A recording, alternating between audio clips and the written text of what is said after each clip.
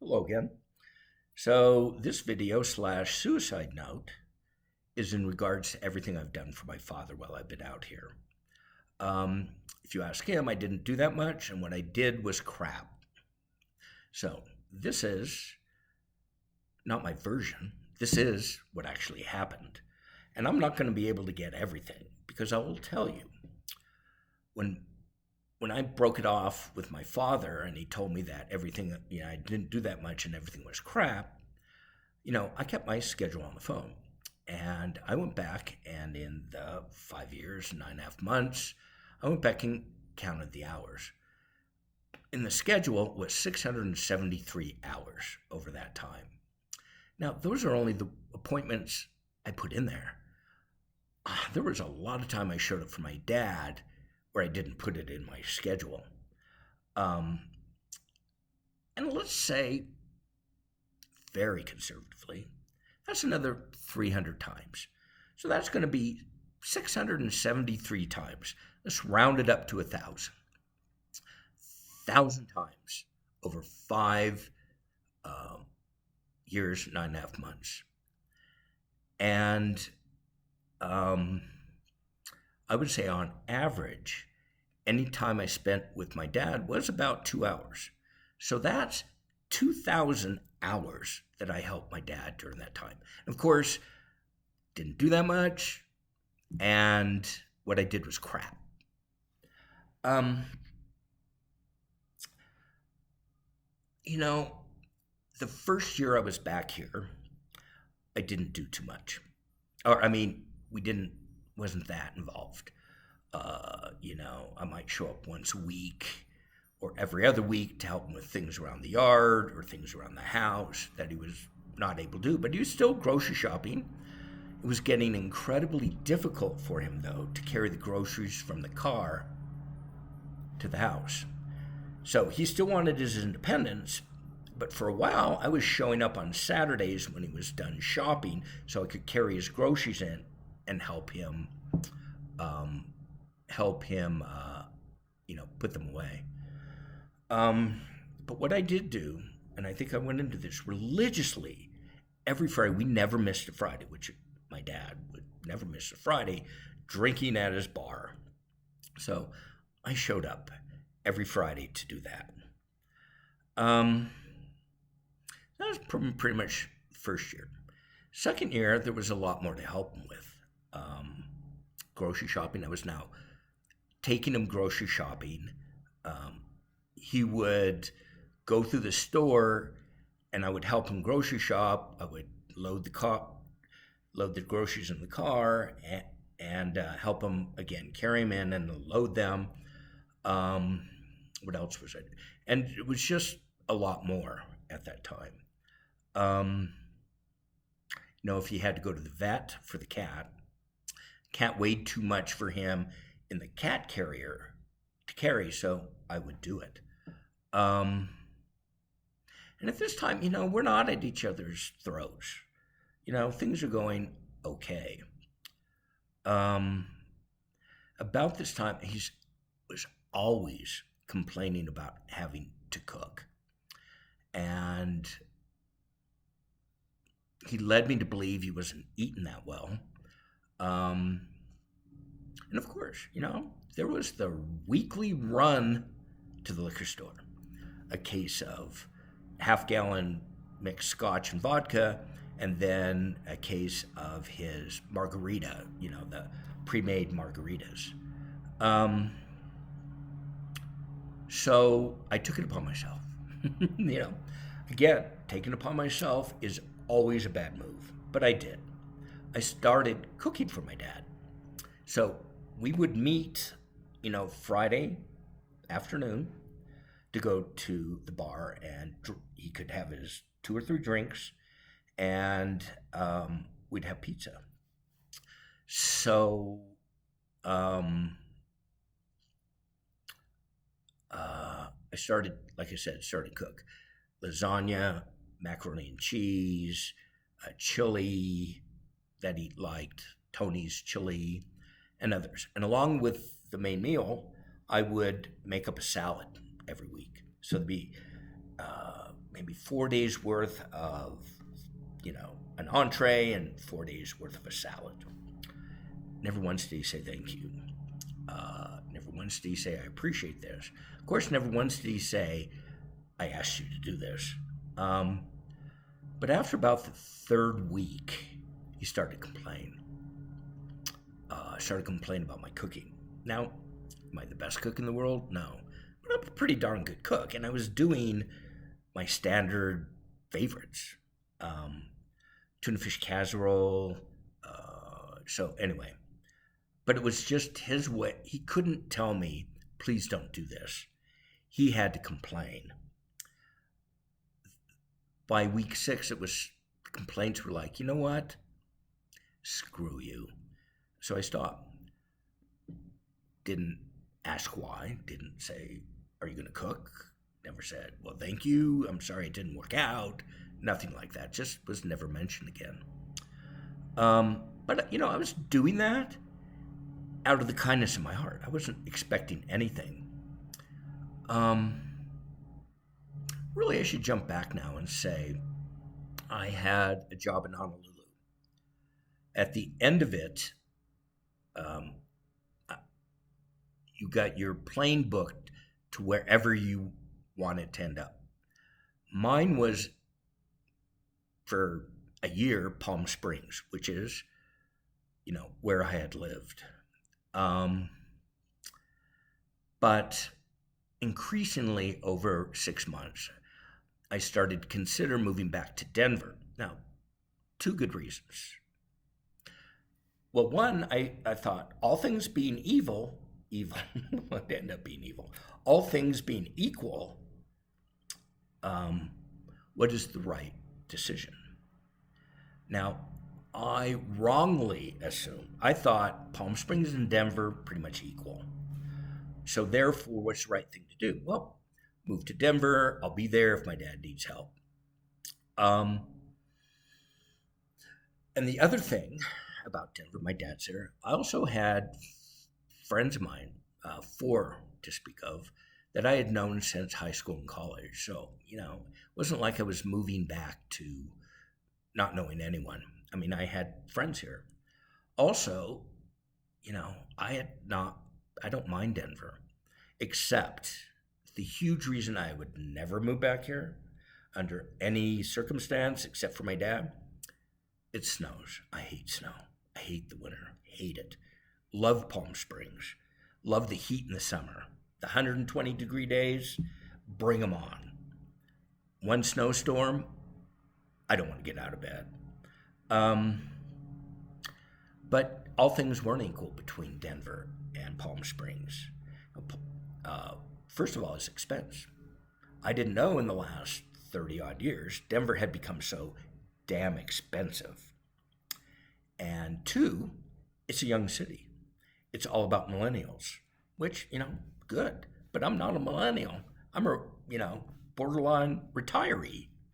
Thing about Palm Springs is, well, you think Palm Springs must be expensive. Palm Springs proper is not. Down Valley, Palm Desert, Indian Wells, hugely expensive. Palm Springs not. And the thing about Palm Springs is, people only go there from November through April. Then, everyone evacuates for the summer season. And you can get really, really affordable rents if you're going to rent for 12 months because people want you in there in the summer as well as the winter during the nice months. So hugely affordable rents for really pretty nice places. So anyway, where does that bring me? So plus, it's a retirement community. The likelihood with someone my age in that community getting a reputable job probably was many times greater than in Denver, where it's young and, young people just don't want to see older people in the workplace. That has been my experience. So, there we are. But at the time in Honolulu, I really believed all things between Denver and Palm Springs were equal. Therefore, what's the right thing to do? And for many years, if I have a difficult decision, I want to take a step back and say, what's the right thing to do? And usually it becomes pretty clear.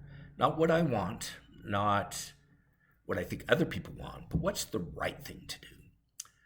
In this case, it became clear. I mean, helping my dad, you know. And it also helped my brother and sister. You know, they both had their jobs. I was going to be free of a job at that point. So who's the most logical person to go back to Denver if my dad needed help? Me. So I did it for the three of them. Now, did I ever think I was going to repair a relationship and my dad and I are, we're going to have a Hollywood ending where, for all our difficulties, we're going to make up and it's going to be hugs and kisses? Never once did I think that. But I thought, I could at least be there if he needed help. Now, keep in mind, I've already went into like the hell I went through when I had to spend 4 months at his house. But, I don't know what I was thinking. I wasn't thinking to myself. I didn't think I was going to get more money out of him. I didn't want anything from him.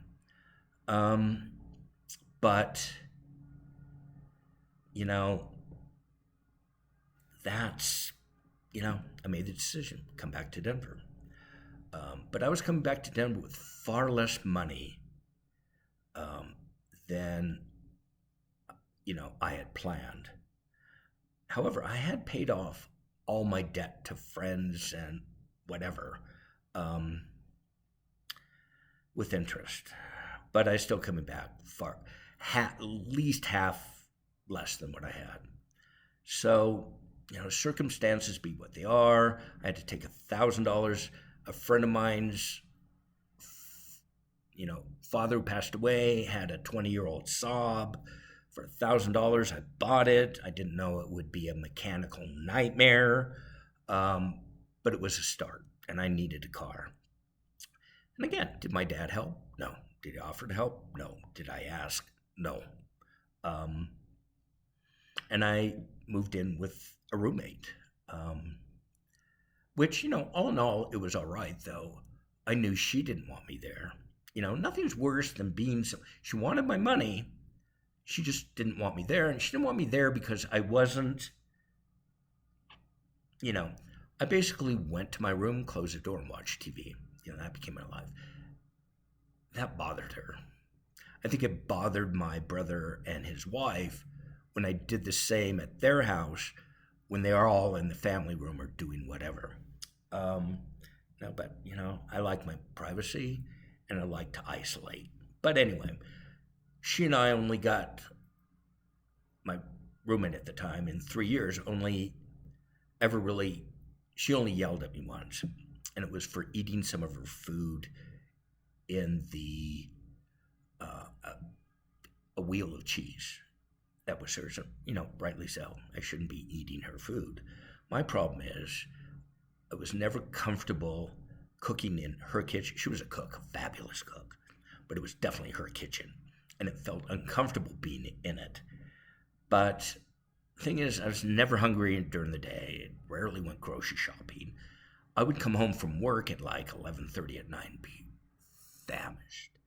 So this particular time, I ate the cheese, thinking, first thing I do in the morning is run out and buy cheese. Sure enough, I forget. That evening, she comes home hungry and wants her cheese. She loses it. And I'm like, you're right. So do I go out and buy her one roll of cheese? No. I go out and buy like 5 gourmet cheeses, put them in a nice basket, and give it to her. And kind of like my dad, that pisses him off more. I mean, sometimes I think people just want to not like you. But for the most part, we get along really well. Except that, I got to say this. For the first 6 months I was there, it must have been about 6 months, I had a number of odd jobs.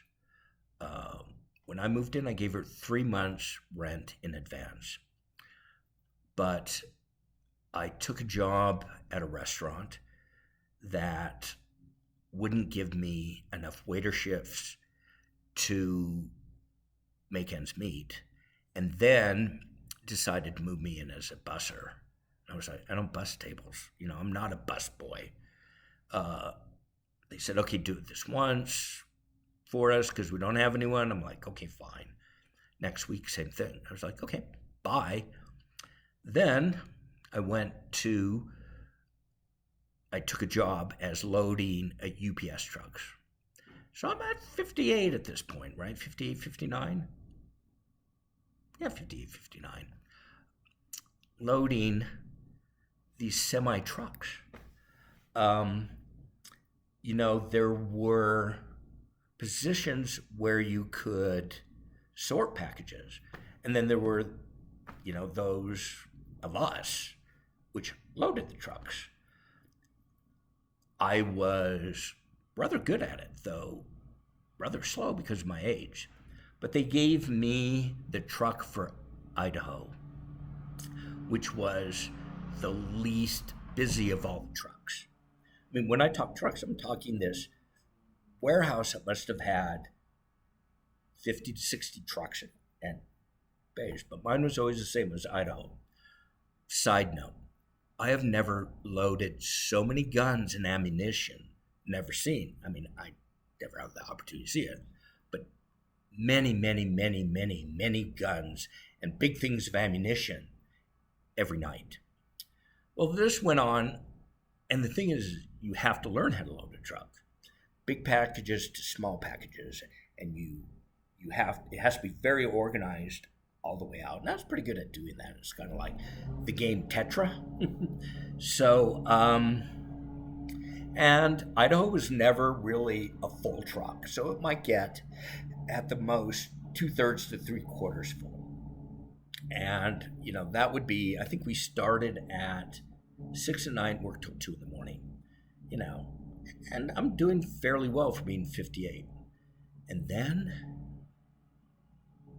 the Christmas season started. Oh my God. That Monday, was it the Monday or the Friday after Thanksgiving? If I was getting, I don't know, 5 packages a minute before, I was now getting 50 packages, as was everyone else. And what do they do when they come down the little ramp to your loading area? If you can't handle them, you put them to the side. Oh my God, that day. Packages 8, 10 feet high, there's these rows. And everyone was like that. And then you had to stay till it was done, which meant overtime, but I'm 58. I'm loading these trucks. They're making you go faster, and now you have to work overtime till everything's done. That lasted maybe a week before I was like, I'm done. And I quit. But at this point, every week I'm trying to give Betsy, my landlady, enough money to try to catch up to, because July, August, September. So now we're in November, and I'm behind on rent, but I'm giving her money every day to catch up. She sets me down, knowing my situation. At this point, I love her. She was wonderful. I thought we were friends. We had hit it off, but she sits down and says, if you can't have, 100% of the rent on this date, you need to look at moving out. And I'm like, WTF, how do I keep running into these people? I mean, luckily, I made the rent. So I didn't get kicked out. But that showed me right there is we're not friends. This is a business deal, which means I don't have to come out of my room if I don't want to just because it's going to make you feel better type of thing, right? So, it was fine. We were together 3 years. It didn't traumatize either of us. I was thrilled to leave. I'm sure she was thrilled to have me go. And the interior of the house is like your old maiden aunt, right? It was very not my style. But I eventually did move out, got my own place. And again, found help from my dad. I'm scraping by. I went from making over 200,000 a year, now barely pulling in 20, and working so hard for it. Not so much mentally, but working so hard physically. I mean, the working poor, my hat's off to them. My hat's off to them. These executives that sit at their desk all day and stress out over a few numbers and go play golf I'm like, you know what? They have no idea. Working poor, they miss a shift, they don't make money. My brother probably missed in 2 years 50 days, got paid for them all, right? Anyway, that being that. So where are we now? Everything I've done for my dad. Okay, so now you get a little bit more background on me. We've gone through maybe the first 2 years with my dad. And at this, during these years, one thing about older people I've noticed with my mom, my dad, who had probably rarely went to the doctor, was now needing to go to the doctor all the time. He had a hangnail. He wouldn't need to go to the doctor. I need to talk to Dr. Ho, dentist appointment, specialist. So at least once a week, I was now taking him to some medical appointment. That's fine. In all honesty, to this day, I never minded at the least helping my dad. What I grew to not be able to tolerate is his attitude, his treatment of me. That I couldn't take. Helping him, I was fine with. I rather enjoyed it. And as many bad times we had, a couple times we got along amazingly well. I mean, what he couldn't understand is our relationship was a direct reflection on how he treated me. If he came to the car and was nice, I could be nice back. He would be nice back. I could have a good day. And in that day, my heart would melt. I'm like, my affection for my dad increased. And I was like, this is how it's going to be for the rest. But I swear he'd get home after being nice with me for a day. It would somehow bug the shit out of him, because the next time we got together, he would be ruder than normal. And of course, as you recall, my relationship. My dad's rude, abusive, insulting, demeaning. I react. He gets more so. I either hang up or I walk away. Or, there were times when he'd do it, I'd turn the car around and drop him off, right? Never when he had a doctor's appointment. The entire 5 years, 9.5 months, we never missed a doctor's appointment, and we were never late. I might be late picking him up, but I always built in a time cushion for myself so that we wouldn't be late for the appointment. And as the years went, the doctor's appointments increased. More things were going wrong with him. So this now his back is starting to bother, his lower back. It had always been a little bit painful, but now it was increasing a lot. There was taking him to specialists, taking him to the doctor at least once a week. He's not going to take payment to his benefit. He's not taking any opiates. He's not taking pain medicine. That's out. But his back is continually getting worse. I go down and I buy him a heating pad, which I paid for. Like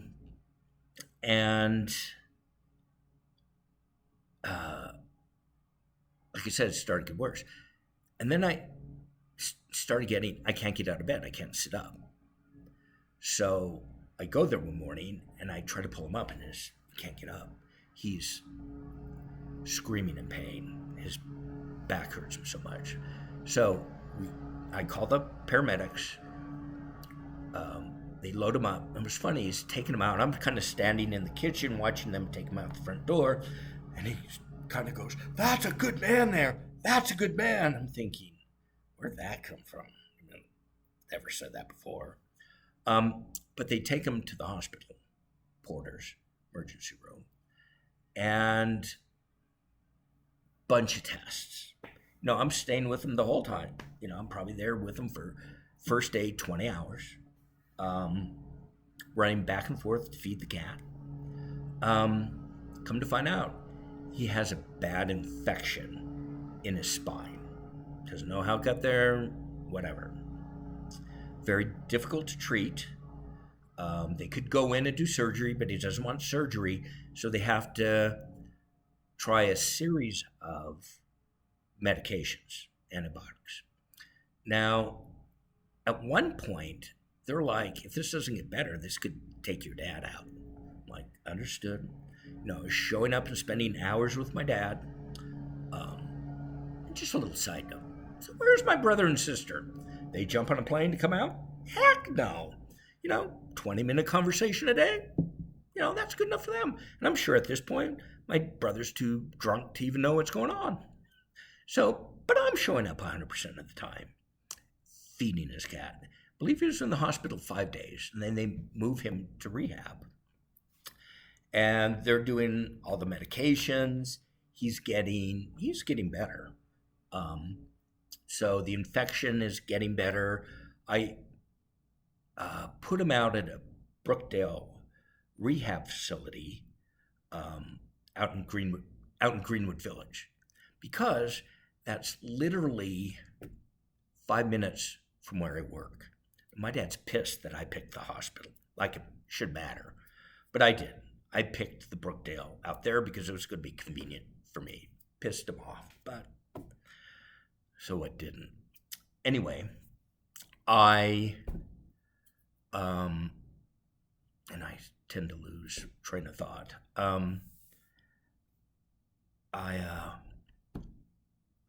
So my dad's going through rehab. He's there a week. 2 days before he's released, they're like, he needs to stay on this medication regime for 5 weeks. And what it is they put, not a stent so much, but it's one of those external ports that you can hook up to a IV, and he needed 2 doses a day. The first one took about a half an hour. The second one in the afternoon, late in the afternoon, took about an hour and a half. And with this, you have to keep everything clean. You have to do the whole saline and lines and drips and ordering it from the pharmacy so he gets it in boxes and, for 5 weeks. Oh, let's jump back. So, because this will be relevant in an upcoming video.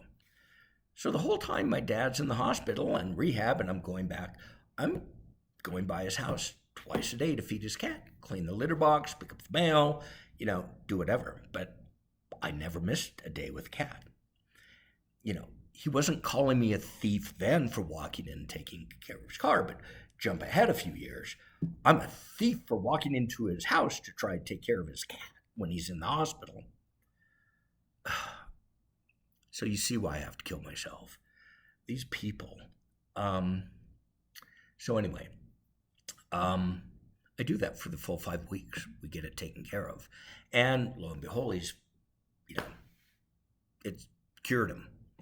The other medical complication he had is from drinking so much, he was having acid reflux so bad, it burned his esophagus into a really bad infected sore.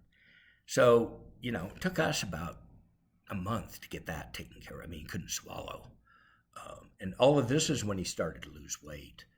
But I was there anytime, every time he needed me. And, what else? Oh, and so we jumped to the next year. Beginning, at this point, my sister let me know. I didn't even think to look, but my dad had not changed his sheets in a year. They were filthy. And my sister, so I started now doing his laundry once a week, changing his sheets every other week, doing more and more for him. I'm now doing all his grocery shopping, taking care of post office, 100% of everything he needed. So that goes on for about, I don't know, 8 months maybe. And then he announces one day, I'm moving to Brookdale. I signed a lease, which he didn't want to involve me because he didn't want me to take control. And I was like, great. My dad couldn't stay in his house much more longer. He could barely get up and down the stairs, though he was determined to do so. I was having to do almost everything for him at that point in the house, or out in the yard, shoveling in the winter. He had something called the Snow Buddies, which I set up for him, where a volunteer would show up and shovel his walks, but only the front walk. The backyard from the house to the garage and the patio and everything else, they didn't shovel. Well, that's what my dad used. He didn't use all this other. So every snowstorm, I would have to go over and shovel for him. Just things like that. Didn't really mind. But he would just make such a production out of it, though. Don't shovel everything. Don't shovel the patio. Don't shovel the little concrete pad back. Of course I would.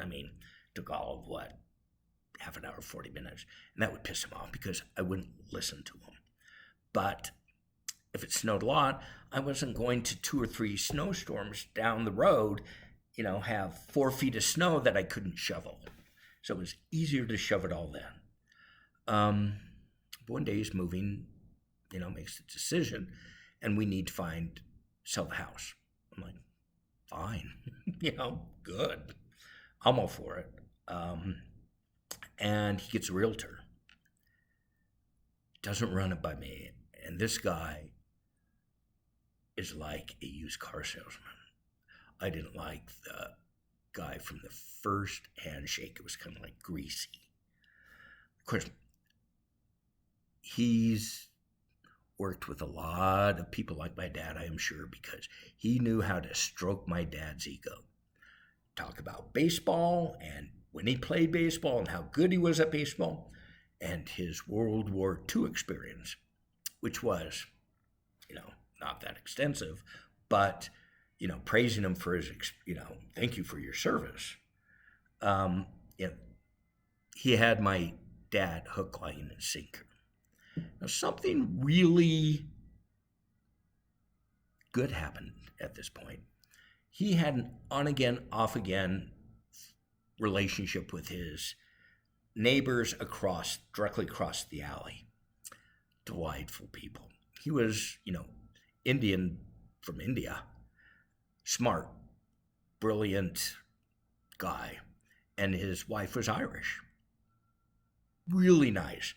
But my dad be my dad, makes enemies and then friends out of them. But anyway, I had forgot to pick up the iced tea he liked in a bottle. And he was pissed. So he goes over to them and said, no, he saw them with the garage door open. And they said, do you need anything from the store? He said, yes, I need this iced tea. And they got talking. They were like, we'll buy your house.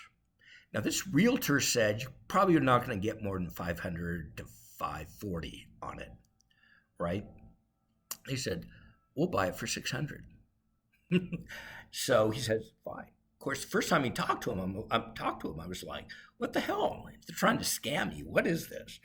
But I went over and talked to him, and they do the scrape-offs and, develop a house. And then you turn around and sell it. And they were going to do that with this house. So she was a realtor. He was the developer builder. Incredibly nice, honest, kind people. I was skeptical at first, and then they sold me over. I would then work directly with her, the wife, in coming up with all the contracts my father had to sign. Now 35 years worth of construction contracts, leases. I know how to read a contract. So I was comfortable doing it that way. I convinced my dad not to use the realtor, and he saved $30,000 by me doing it this way, which was great, fine. I didn't like this man. I didn't want him to make a cent. It was fine, and everything turned out 100% okay. Everything went like clockwork. Everyone involved, the escrow company. Everyone was top notch because these people he was dealing with were top notch. Everything went smooth. Ended up selling the house, and we had a move out date. So at the beginning of all this, we realized my dad was going to have to move. So approximately 6 weeks before we knew he was going to have to move out, I started working with my dad on going room to room to room to room, basement, garage, everything, that we had, 3 piles. One he's going to take with him, one we're donating to Goodwill, and one we're going to throw away. We're talking a small house, but it was jam-packed. Either he or his parents had lived in this house for over 80 years. And my dad had to touch everything in every closet, the top shelf that no one's looked at in 60 years. Pull things off, this much dust, and he wouldn't let me throw away a thing. Plastic containers that hadn't been used in 30 years that were just that gross plastic, I can throw away without him looking at it. Caught me a couple times doing it. Give me that goddamn thing. I'd be like, okay. But all in all, this went incredibly smooth. I knew that I couldn't spend more than 3 or 4 hours a day with my dad, which is why it took so many weeks. Is I'd come in around noon, we'd work till 4. Because before that, I was helping another elderly friend of mine who had become very ill. So I'd come over around noon. Occasionally, my dad would buy us lunch. And everything went like clockwork. Out in the back, I had everything bagged up for either trash or donations, or I was boxing what was going to be taken. Then the movers were going to come in and take care of the rest. They were actually going to run the donatables to Goodwill and trash everything and then move everything on moving day. And it went like clockwork. It was fine. But again, hell, I packed 90% of everything. I cleared out everything, donated the tools in the garage. And I didn't get a thank you, per se. After saving $30,000, all the work I did getting him moved, and I made the mistake on moving day of saying, they came to pick everything up. They couldn't get his desk out of the basement. I mean, it was a half an inch, no matter how big, heavy oak desk, without taking off the door frame. And my dad was just going ballistic. How stupid can you all be? It obviously got down there. Yada, yada, yada. And I'd have to keep apologizing to everyone, say, keep doing it. Dad goes, sit down. I'm not going to goddamn sit down. I'm like, okay, fine, whatever. But they were wonderful movers, really nice people.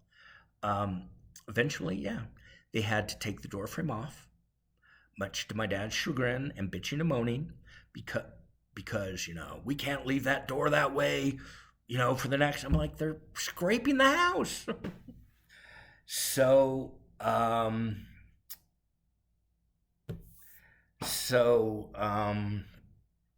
we get them moved. I make the mistake when we pull up to Brookdale to say, you know what, Dad, let's get a comfortable chair. We'll put you here. I'll get everything put away upstairs. In front of everyone, screaming at me. I'm going to be upstairs telling everyone where everything's going. Fine. So we do that, and we get them moved in. Everything's hunky-dory.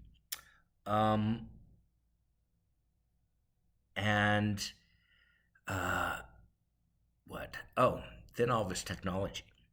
I have to get all that set up through Comcast. What he had was so old from the old house. He had to get new. I had to go down there. I had to get it set up, get his phone system set up. Nothing was easy. It would take 2 or 3 days.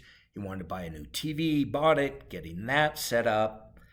And, really it was all, anything like that, all it needs is the time and commitment to do it. It went fine. And even at this point, I'm just kind of ignoring my dad. Everything turned out fine. He just moves in.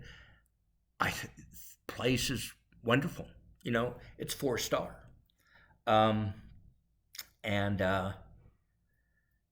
This whole time, I'm working with the Brookdale people, and getting them all set up, doing whatever. They know me now, which, we'll move a couple years forward, and my dad, anyway, so maybe 2 or 3 weeks go by, my dad's like, I need to see you over here. I'm like, okay, I'll come over tomorrow. What time? I'm like, I need to see you in the morning. What's this about? I'll tell you when we're over here. I come over there, and he's in a tizzy. That move was terrible. And he has a list of maybe 12 things. And top of it is my guns. Now, he has a rifle with a bayonet from Japanese from World War II. He has a 22, and he has another air rifle or something. We missed it on the original move. They were behind a door. Someone found them. They gave them to me. I put them in my storage unit here, like I want a gun, because you can't have weapons in Brookdale. I tell them that. You've stolen my guns. I know you have. No. Then it was like my change jar. So I had a jar of maybe yay big. Probably had $12 in change. Can't find it. The mover stole it. I'm like, Dad, we packed it. I know it still has to be in one of these boxes we have packed somewhere. I don't know about it. And went down a list of things he was either accusing me of stealing or the movers of stealing. Of that, maybe 8 to 10, list, everything but the change jar we found. And he's convinced to this day I stole $12 worth of change. Like I have anything to do with change. But this starts the pattern of him either directly accusing me or indirectly accusing me of stealing from him. And this is becoming more and more insulting. But it's like we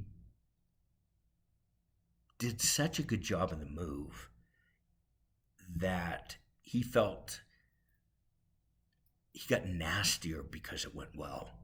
He wanted it to go bad so he could blame me. It went good, so he's more angry. That's just my dad. I mean, this whole thing was a no-win situation for me, ever. Well, I came back here. That makes me one of the most stupid men on earth. And I'm still showing up. With my dad, we'd get in these huge arguments. A day or two would go by. I would feel guilty. I would call back and I would tell him, I am apologizing for my part in that argument. What he would hear is everything was my fault. I'm admitting it and I'm apologizing for it. I did that for a while. I stopped apologizing after that because he couldn't hear what I was saying. And he could never, ever, ever, ever see his part in everything. 100% of anything in my dad's life that was not good was my fault. And it became, the older he got, the more it became apparent. He was having a bad day, didn't like the food at Brookdale. Somehow that was my fault. Everything was my fault. His, Comcast went offline. Obviously, I didn't set anything up right. He's having a problem with his remote. Obviously, I'd been in there using his remote and broke it. I mean, it just started getting nonstop. So he was there about a year when the whole selling the car off and whatever. So that was a year ago. So I've already filled you in on that. So,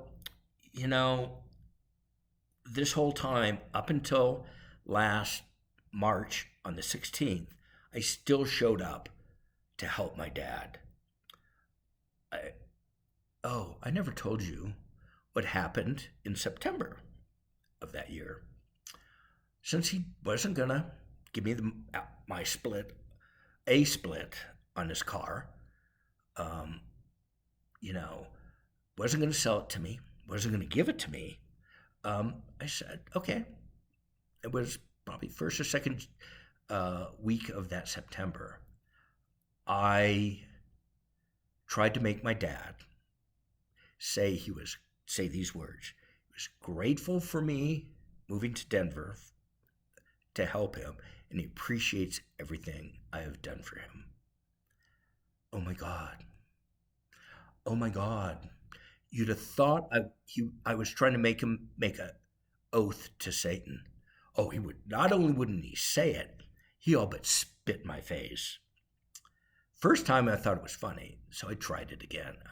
This time kind of just needle him, but that's all he had to say. I didn't need his money. I didn't need his love. I just wanted to say he appreciated everything I'd done for him.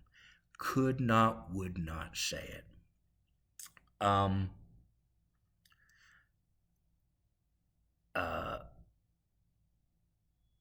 Anyway, I was just thinking of something else that went by. It started in June. You know what? I'll save that for the next video. Like, now that I've kind of filled you in at least a little bit, but I did anywhere from 1 to 2 days a week to every day of the week for 5 years, 9.5 months. And I will get into the rest in the next video.